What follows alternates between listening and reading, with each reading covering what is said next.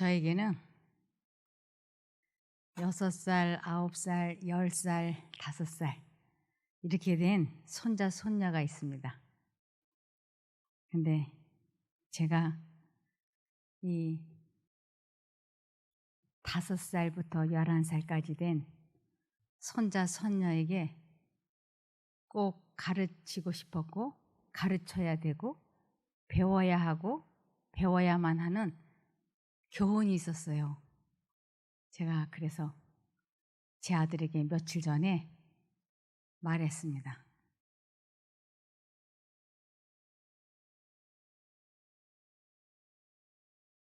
제 아들에게 얘기했어요. 우리에게 내가 정말 좋은 상을 너에게 줄 건데, 좋은 선물을 줄 터인데, 이 상을 내 자식들이 받기를 원한다. 이 상은 내 아들이 정말 그렇게 갖고 싶어 했었던 로봇 장난감이야. 그리고 내 딸이 그렇게 갖고 싶어 했던 선물이야. 내가 줄게. 그러면서 제가 손자를 바꾸라 그랬습니다. 그랬더니 손자가 받았어요.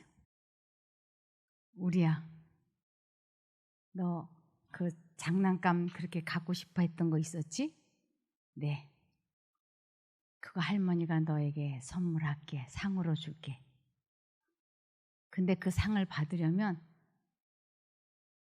내가 화가 날 때 친구들하고 장난감 뺏고 싶고 싸우고 싶을 때 누나하고 싸우고 싶을 때 엄마 아빠 말 듣고 싶지 않을 때 예수님을 불러서 내가 화를 참으면 받을 수 있는 상이야. 이거 할머니가 너에게 꼭 줄게. 그래서 내가 그렇게 아빠, 엄마 말씀을 잘 듣고 화를 잘 참아서 친구들과 사이좋게 지냈다고 엄마, 아빠가 할머니한테 전화하시면 할머니가 이 상 너에게 줄게.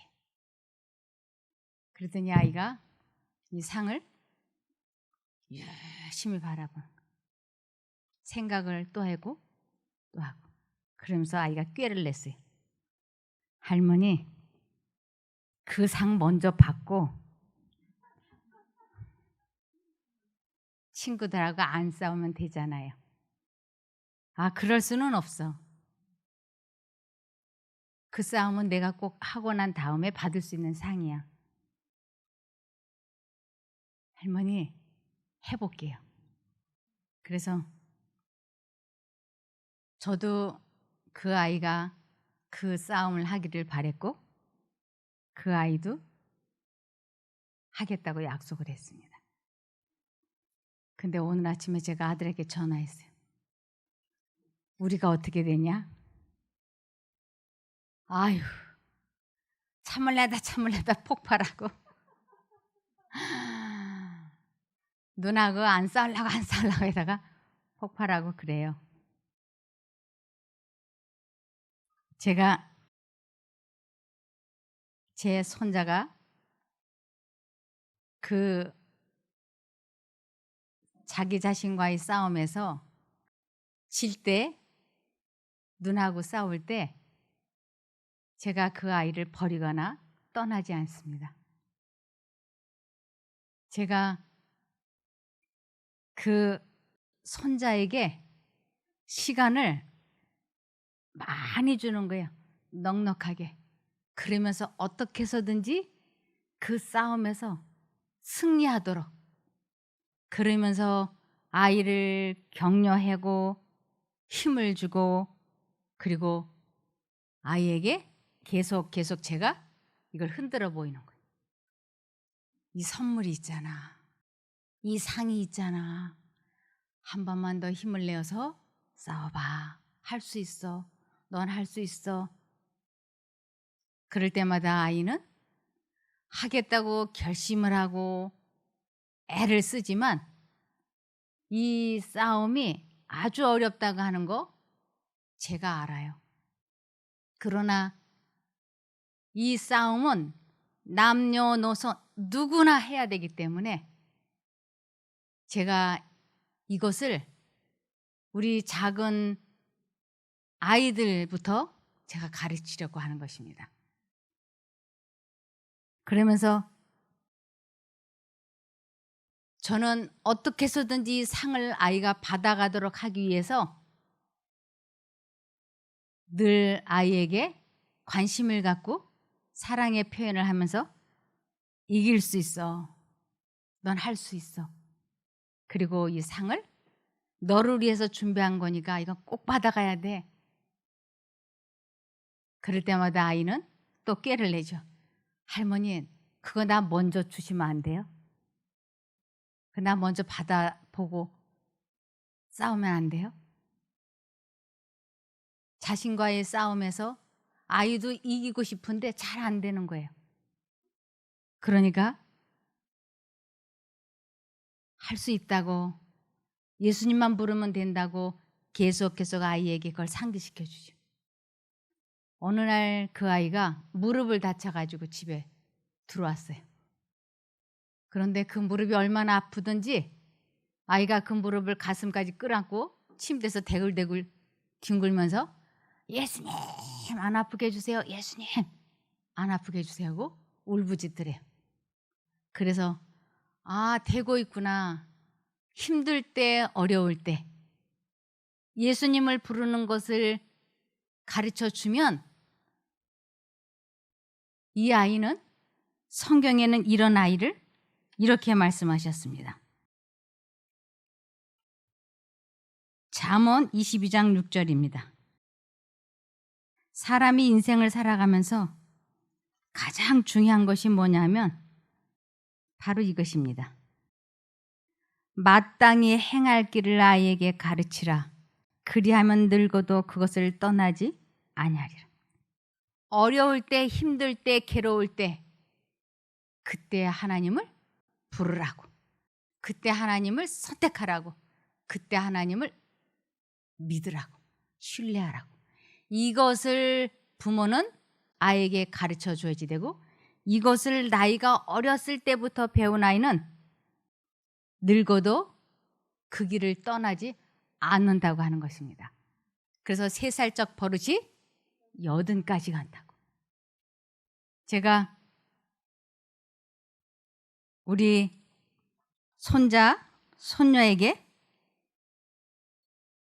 무슨 일 있을 때마다 하나님을 부르라고 장려해 주면서 아이들을 이것을 배우지 않고 자기 고집대로 살게 되면 이렇게 된다고 성경에는 말씀하셨습니다. 잠언 29장 15절입니다. 채찍과 꾸지람이 지혜를 주거늘 임의로 하게 버려두면 그 자식은 어미를 욕되게 하느니라. 임의로 하게, 자기 마음대로 하도록 한 자식은 어미를 욕되게 한다고 하는 것은 큰 불효자가 될 것이라고 하는 뜻이에요. 이 채찍과 꾸지람이라고 하는 것은 필요 적절할 때 해주는 훈계입니다. 그래서 이 자식이 정말로 행복하고 건강하게 잘 되기를 바랄수록에 마땅히 행할 길을 아이에게 가르쳐 주는 것입니다. 그래서 아이 수준에 맞게 제가 저희 아이들에게 해줄 수 있는 거는 그 아이 수준에 맞게 장난감을 상으로 거는 거예요. 그러면서 이 상을 받기 위해서 자신의 고집, 자신의 감정, 자신의 이기심, 자신의 생각을 깨끗이 포기하는 것을 뼈가 꺾어졌다고 얘기합니다. 그래서 진정으로 이 뼈가 꺾어졌을 때 그 사람은 행복하고 즐겁게 된다고 하는 것입니다. 시편 51편 8절입니다. 나로 즐겁고 기쁜 소리를 듣게 하사 주께서 꺾으신 뼈로 즐거워하게 하소서. 이 뼈가 꺾어지는 경험이 얼마나 중요한지 몰라요. 자신과의 싸움에서 승리하는 이것을 자식들에게 가르쳐 준다고 하는 것은 영생을 얻느냐 얻지 못하느냐 하는 참으로 중요한 것이라고 할 수 있습니다. 그래서 잠언 9장 10절에 이렇게 말씀하셨습니다. 여호와를 경외하는 것이 지혜의 근본이요 거룩하신 자를 아는 것이 명철이니라. 여호와를 경외하는 것, 하나님의 뜻에 순종하는 것, 이것이 지혜의 근본이고 그것이 가장 사람을 훌륭하게 만드는 것이라고요. 그래서 어떠한 경우에도 술수나 술책이나 계략이나 속임수나 이런 거는 천국에 가는데 통하지 않습니다. 오직 하나님과 사람이 연합해서 죄와 싸워서 이기는 것만이 세상입니다. 이것을 경건의 연습이라 그러고 경건의 훈련이라고 하는데 제가 저희 손자, 손녀에게 가르쳐주고 싶습니다. 그래서 제가 이것을 알지 못하면 저는 이것을 제 아들에게 가르쳐줄 수 없고 그러면 제 아들은 자기 아들, 손자에게 이 진리를 가르쳐주지 못해요. 그래서 저는 제가 먼저 이것을 알고 그것을 제 아들에게 전해주고 제 아들은 그것을 자기 아들, 손자에게까지 계속 대물림이 되어야 된다고 하는 것입니다.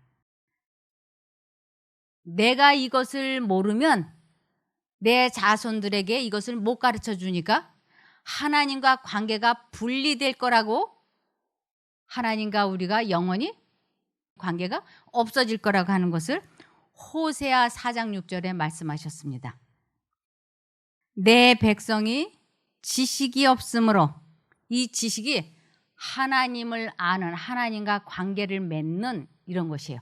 그래서 내 백성이 하나님을 아는 지식이 없으므로 망한다. 이건 멸망한다라는 뜻이에요. 내가 지식을 버렸기 때문에 나도 너를 버려 내 제사장이 되지 못하게 하고, 제사장, 한 가정에서 하나님을 전하고 있는 최고의 역할을 하는 것이 할머니도 될 수 있고 할아버지도 될 수 있고 엄마도 될 수 있고 아빠도 될 수 있는 것이에요. 그 가정에서 가장 그 믿음의 역할을 잘하고 있는 사람이 이 지식을 모르면 나도 너를 버려 내 제사장이 되지 못하게 하고 내가 내 하나님의 율법을 잊었으므로 나도 내 자녀들을 잊을 것이다. 그래서 그 가정에 있어서 가장 중요한 제사장 역할을 하는 사람이 죄와 싸워서 이기는 이것을 알지 못하면 자기 가족들에게 유산으로 남겨주지 못하니까 그 가족이 다 구원을 받을 수 없다는 것입니다. 그러므로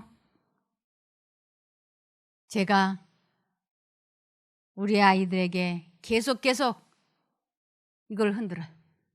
손자, 손녀, 아이들에게. 그러면서 명절에 저희 집에 가족이 모이면 제가 상장을 만들어 놨다가 한 사람씩 이름을 불러서 제 앞에 세웁니다. 김하준, 네. 앞에 세우고 상장. 이 학생은 뭣도 잘하고 뭣도 잘함으로 이의 상장을 수여합니다. 그리고 상장과 상품과 상금을 건네줘요. 큰 며느리 쫙 해주고 작은 며느리 쫙 해주고 큰아들, 가정을 잘 돌보는 제사장으로서 충실하게 가정을 지키고 직장 근무를 잘하였으므로 이에 상장을 수여합니다.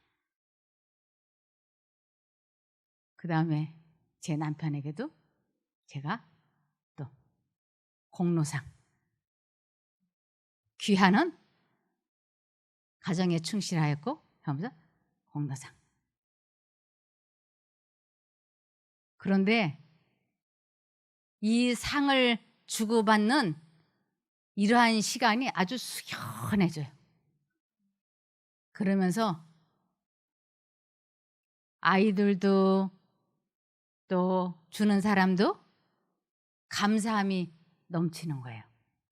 우리가 이 작은 상 하나 받는데도 보람이 있고 기쁨이 있고 만족이 있는데, 하물며 하나님께서, 예수님께서 이 세상에 재림하실 때 그때 이름이 불려지고 그 앞에서 면류관을 받을 때 이 심장이 어떨까요? 굉장히 뛸 거예요. 그리고 그 감사함이 얼마나 대단하겠습니까?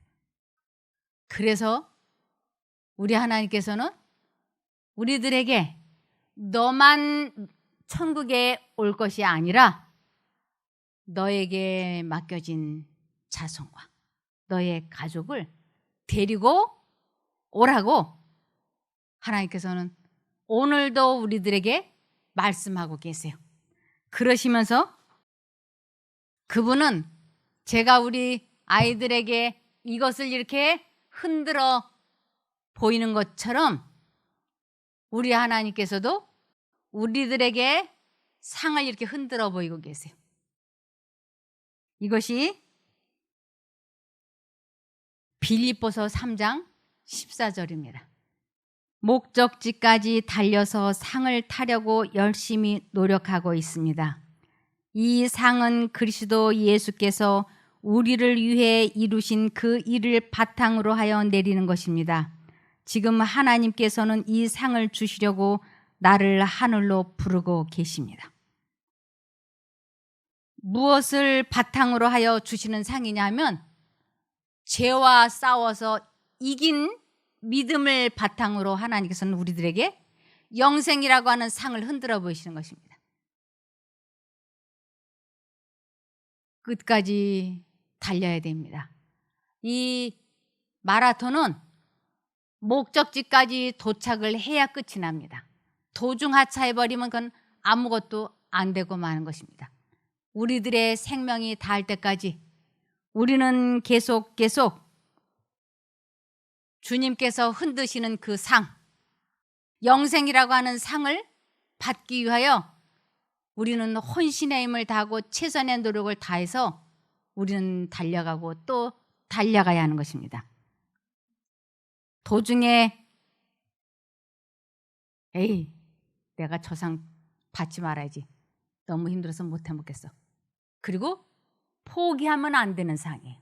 이 상만큼은 우리 하나님께서 흔드는 그 상은 이 세상이 주는 것과는 비교할 수 없는 것들입니다. 그러면서 하나님께서는 우리 각자에게 시간을 충분히 넉넉히 주셨어요. 인생고락 70이요 강건하면 80이라고. 이 7, 80년 사는 동안에 우리는 어떤 싸움을 싸워야 되느냐 하면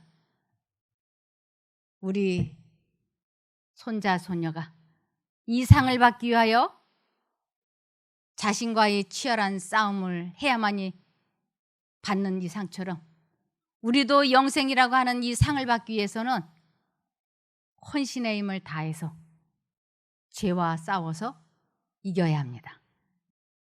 그래서 이기는 자에게만 이 상이 주어질 거라고 말씀을 하셨습니다.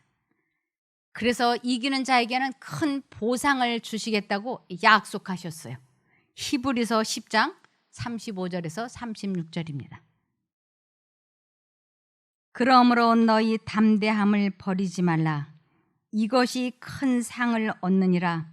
너희에게 인내가 필요함은 너희가 하나님의 뜻을 행한 후에 약속을 받기 위함이라. 하나님의 뜻을 행한 후에 무슨 약속? 영생이라고 하는 상을 받기 위해서 우리는 아주 담대함을 가져야 된다고 하는 것입니다. 어떠한 일이 있어도 나는 저 상을 받을 거야 라고 결심을 하고 달려가야 한다는 것입니다. 사단은 우리들이 하나님의 뜻을 순종할 수 없을 거라고 계속 하나님께도 말을 하고 우리 자신들에게도 생각을 주입을 시킵니다. 사람들이 하나님의 율법을 범하고 그분의 뜻을 대항할 때 사단은 기뻐 날뛴다. 사람은 율법을 순종할 수 없으므로 용서받을 수 없음이 입증되었다고 그는 선언한다. 사단은 자기가 반역한 후에 하늘에서 추방당했기 때문에 사람들도 하나님의 은총에서 영원히 제거되어야 마땅하다고 주장하였다. 그는 하나님께서 아직도 죄인들에게 은혜를 나타내고 계심으로 그분은 공의로우실 수 없다고 주장한다. 사단은 빨리 이 세상 사람들을 멸망시키라고 불순종을 하고 있지 않느냐고, 사람들은 순종을 할 수 없다라고 계속 말하고 있습니다. 그러나 우리 하나님께서는 요한복음 3장 16절에 하나님이 세상을 이처럼 사랑하사 독생자를 주셨으니 이는 저를 믿는 자마다 멸망치 않고 영생을 얻게 하려 하심이라. 우리 하나님께서는 시간을 아주 넉넉하게 주면서 힘내, 그리고 꼭 싸워서 이겨 하고 격려해 주십니다. 우리가 죄를 짓고 넘어지고 잘못한다 할지라도 그분은 우리를 떠나서 버리거나 포기하지 않으세요. 그분은 우리들을 사랑하시고 용서하시고 이끄시기 위하여 오늘 이 시간에도 역사하시고 계십니다. 그러므로 우리가 죄와 싸워서 이기면 상은 지금부터 시작이 됩니다. 상은 어떤 상이 지금부터 시작이 되느냐 하면 1차적으로 죄와 싸워서 이긴 사람들에게 1차적으로 하나님께서 주시는 상이 평안이에요. 그리고 두 번째로 그 마음속 깊은 곳에 차고 넘치는 그 평안이 우리들을 급속히 회복시켜 주십니다. 급속한 치료가 시작이 돼요. 그리고 세 번째는 내가 하나님과 화목하게 되면, 그분과 연합이 되면 사람들과의 관계가 회복이 됩니다. 그리고 나머지는 경제적인 문제까지도 시간이 지나면서 서서히 주님께서 해결해 주십니다. 그러므로 요한복음 16장 33절에 내가 이 모든 것을 너희에게 일러두는 것은 너희가 내 안에서 평안을 누리게 하기 위해서다. 이 세상에서 너희는 많은 시련과 슬픔을 겪을 것이다. 그러나 용기를 내어라. 내가 세상을 이겼다. 우리 주님께서는 세상에서 이기는 모본을 보여주셨어요. 그러면서 담대하라고, 용기를 내라고, 내가 세상, 즉 사단과 싸워서 이겼으니까 너희에게 모본을 보여주었으니까 너희도 꼭 그렇게만 하면 된다고 말씀을 하시는 것입니다. 그래서 내가 자신과의 싸움에서, 죄와의 싸움에서 지고 있다면 우리 마음에는 평안이 있을 수 없다고 말씀을 하셨어요. 그래서 이사야 57장 20절에서 21절입니다. 그러나 악인들은 요동하는 바다와 같아서 고요히 쉬지 못하니 성난 바다는 진흙과 더러운 것을 솟아 올릴 뿐이다. 나의 하나님께서 말씀하신다. 악인들에게는 평화가 없다. 만일 내가 하나님 잘 안 믿는데도 마음이 하늘의 평화가 있다면 그건 거짓말이라고 하는 것입니다. 자신과의 싸움에서 이겨야만이 그것을 하나님을 만났다고 하며 믿는다고 하며 안다고 하며 사랑한다라고 말할 수 있는 것입니다. 그리스도께서는 당신의 생애와 죽음을 통하여 하나님의 공의는 그분의 자비를 손상시키지 않을 뿐 아니라 죄는 용서받을 수 있고 하나님의 율법은 의로우며 온전히 순종할 수 있다는 사실을 입증하셨다. 율법에 대한 사단의 비난은 반박을 당했다. 하나님께서는 인류에게 그분의 사랑의 명백한 증거를 주셨다. 사람이 하나님과 연합하면 하나님의 뜻을 온전히 이룰 수 있게 길이 예비되어 있는 것입니다. 예수님이 모본을 보여주신 것이에요. 제가 저희 손자 손녀에게 이 상을 눈앞에 흔들어 보이면서 화가 날 때, 떼쓰고 싶을 때, 친구와 싸우고 싶을 때, 엄마에게 반항하고 싶을 때, 그럴 때 예수님을 불러. 그리고 화 안 내겠다고 굳게 결심을 하고 예수님을 불러봐. 그러면 예수님께서 반드시 너를 그 감정에서 해방시켜 주실 거야. 이것을 단 한 번만이라도 경험해. 그 한 번만이라도 경험하면 그때부터 내 인생은 달라질 거야. 해봐라. 해봐라. 아이들이 5살, 6살, 9살, 11살 된 아이들이 눈이 초롱초롱하게 뜨고 해보겠다고 하는데 한 아이가 성공을 했어요.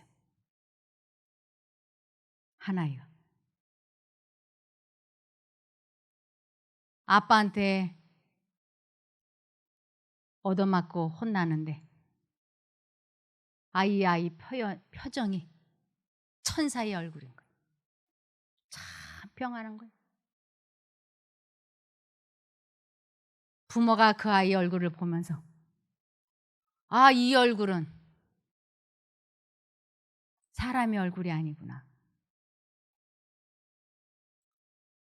그 아이가 그 순간 예수님을 수없이 불러서 감정을 다스린 거예요. 그것을 그 아이의 엄마가 저에게 간증을 했어요. 그래서 아, 되는구나. 드디어 싸워서 이기는 방법을 터득했구나. 그것을 지속적으로만 하면 그 경건의 연습을 계속해 나가면 우리 하나님께서는 계속 이끄시고 이끄셔서 부름의 상, 하나님의 손에 있는 그 상, 영생을 그 아이는 갖게 될 것입니다.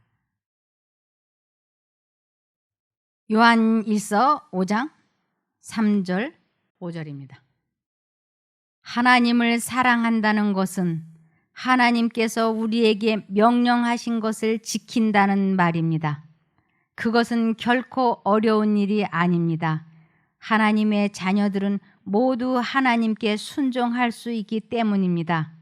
그리고 자기를 돕는 그리스도를 믿고 의지함으로써 죄와 악한 쾌락을 물리쳐 이길 수 있는 것입니다. 오직 예수께서 참으로 하나님의 아들이심을 믿는 믿음만이 이 싸움을 해내며 승리할 수 있는 것입니다. 이 싸움은 결코 어려운 것이 아니라고 말씀을 하고 있어요. 이것은 내가 싸우는 게 아니고 내가 예수님을 부르면 그분이 이길 수 있게 해주시는 것이기 때문에 결코 어려운 일이 아니라고 말씀하고 있는 것입니다. 어저께 아들에게서 전화가 왔어요. 그리고 하나의 동영상이 왔어요. 그 동영상을 보니까 9살 된 손녀아이가 영어로 노래를 하는 것이 어린이 찬미가를 하는 것이었어요. 근데 제가 이게 유심히 보니까 잘 나가다가 한 군데서 삑 소리가 났어요. 그리고는 이제 끝났어요. 근데 그것이 외국인들과 한국인들이 앞에 앉으면서 오디션이라 그러나요? 5명 중에서 제일 잘하는 아이 하나를 뽑아서 이제 리더를 만들기로 했대요. 그런데 그 5명의 아이들이 서로 그 리더가 되고 싶은 거예요. 그러니까 제 아들 말로 그래요. 집에서 죽어라고 다 연습하고 왔다고. 근데 1번으로 나간 것이 저희 손녀 아이예요. 근데 픽 소리가 난 거예요. 근데 끝나고 자기 자리에 가서 이제 애가 우는 거예요. 너무 속상해서. 근데 다른 아이들을 가만히 보니까 그 4명도 얘처럼 실수를 하는 걸 보더니 아, 나만 실수하는 게 아니구나. 그래서 이제 마음에 가라앉았고 그 심사했던 사람들이 5명의 실력이 다 같기 때문에 그냥 5명을 다 리더로 세우자고.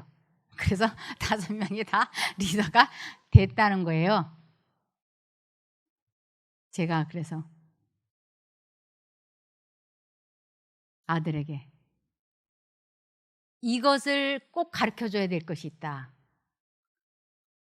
그 아이가 언제 어디서나 어떤 장소에서나 마이크를 잡았을 때나 안 잡았을 때나 예수님을 불러야 돼. 예수님.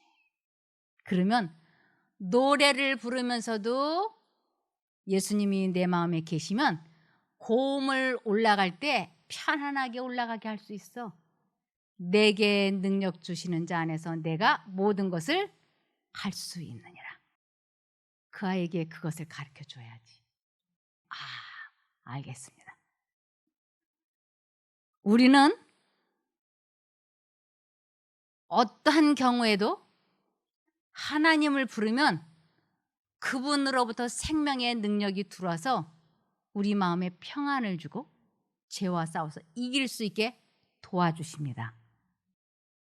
그런데 이것을 하나님을 믿는다고 하면서 내가 이것을 모르고 내 자녀들에게 이것을 가르쳐 주지 못하면 어떤 말들을 우리들이 사람들에게 듣게 되느냐 하면 에스겔 16장 44절입니다.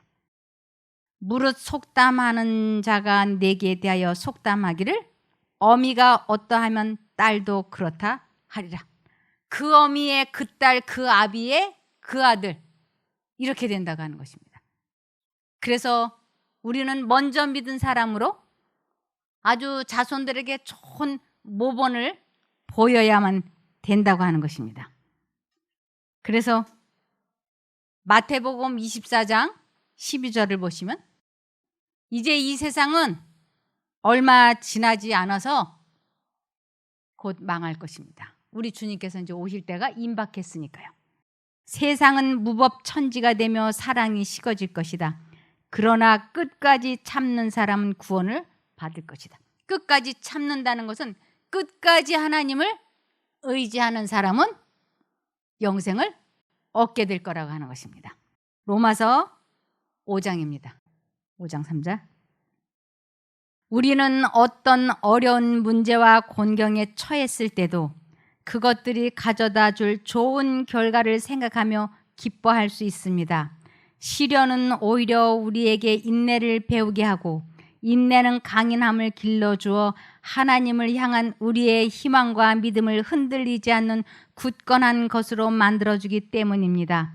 그렇게 되면 어떤 어려움이 닥치더라도 실망하지 않고 모든 일이 유익하다는 것을 알게 됩니다. 그리고 하나님께서 얼마나 극진히 우리를 사랑하고 계시는가를 알게 됩니다. 하나님께서 성령을 우리에게 주시고 성령께서 하나님의 사랑을 우리 가슴 속에 채워주시는 까닭에 우리는 이 따뜻한 사랑을 어디서나 마음으로 느낄 수 있는 것입니다. 우리는 좋은 결과를 생각하고 바라고 확신하며 매 순간 하나님을 선택하고 죄와 싸워서 이기게 되기를 바라며 말씀을 마치겠습니다. 기도하겠습니다. 하늘에 계신 저희들의 아버지 하나님, 하나님께서 그렇게 주시기를 원하시는 그 영생이라고 하는 상을 저희들이 받을 수 있게 도와주시옵소서. 주님을 잊어버리고 정신없을 때 주님께서 주님의 이름을 생각나게 도와주시옵소서. 주님께서 도와주시면 저희가 이유를 불문하고 주님을 선택하겠사오니 꼭 좋은 경험을 끝까지 잘할 수 있게 도와주시기를 예수님 이름으로 기도드리옵나이다. 아멘.